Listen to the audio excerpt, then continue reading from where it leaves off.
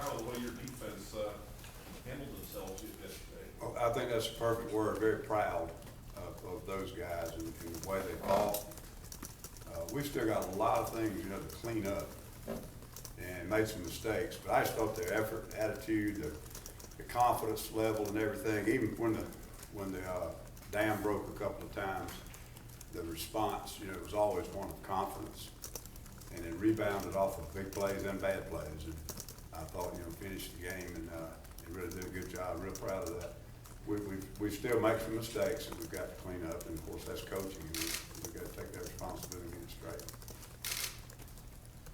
How was Cassanova able to return to practice though? He did. We didn't do any contact today. His neck's real sore, but he did everything everybody else did. But we were in t-shirts and no contact. What was the diagnosis? Was it just a stinger? Or It was a stinger, but it was, to him, it was more severe. He said he'd had them before, and it just felt different.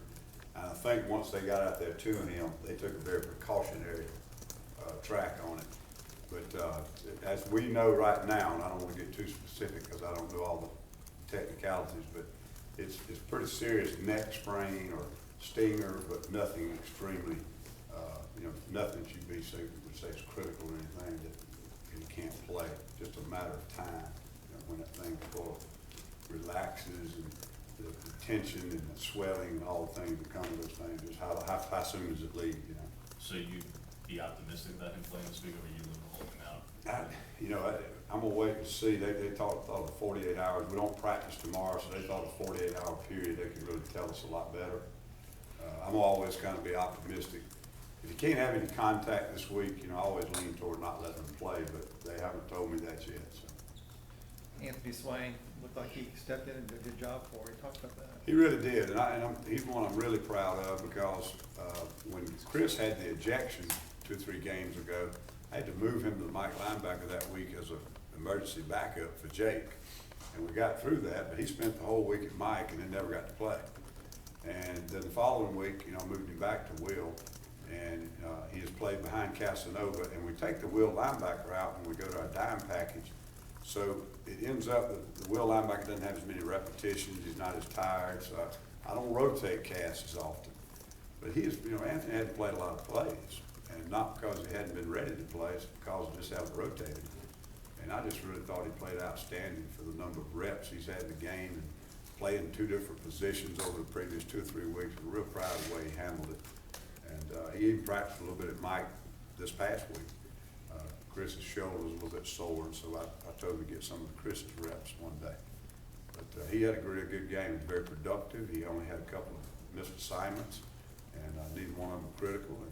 And I thought he had a really outstanding game.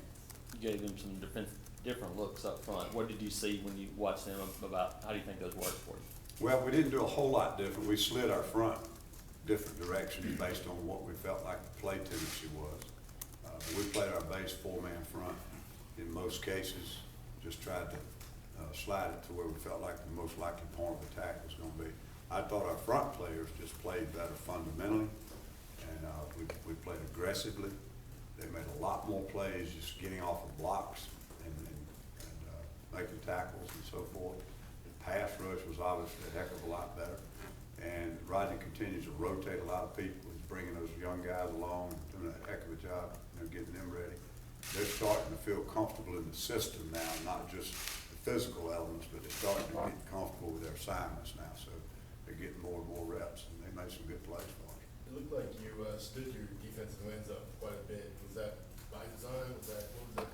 We do that quite often with teams that run the read option off the line of scrimmage, and did it a lot versus our own offense over the spring, and look at it. If there's no tight end in place or tight end close to being at the point of attack, we stand them up sometimes so they can see better on where the back's level is, and is somebody coming in motion and that type of thing. What did you see from Nosa this week, and what in practice the last couple thought he would make a good transition to tackle? Rodney kind of made that transition about a week ago in practice, and wanted to just look at him in there. When he walks in the room, you feel like he looks like a defensive end, but he seems more natural in there. His technique, his fundamentals, and he plays very solid. He's a little undersized with most of the linemen in this league, but he just, he plays with great leverage, and and, he played a good game. What's called loss and what's kind of clicked with him?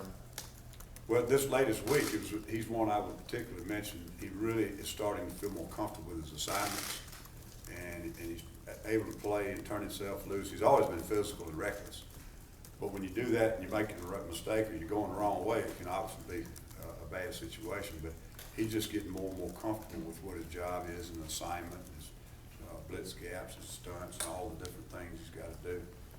We had some really good pass rush the other day, most of it one-on-one, but he had a great move on a twist of something he would have been struggling with a couple of weeks ago. So, he's certainly a bright spot that we're getting that production, and hopefully we plan to get a lot more. The long balls that Ryan White gave up, was he in the position that you'd like to see him in and just didn't make the play? Or? He did a good job, and obviously he got beat on the play, but what happened on that is the quarterback stepped up in the pocket, and it took about 4.5, 5 seconds to get that off. On that particular coverage, we didn't have anybody jamming the receiver. He was playing off, and he does have that receiver throughout the route. So it was a tough coverage.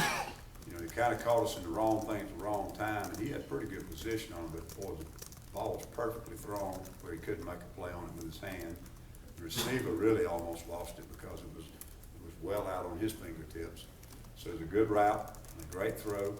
And the quarterback moved around in the pocket just long enough to be able to get that ball off, and stepped up in a window, moved up the ball a little bit of time, and threw it.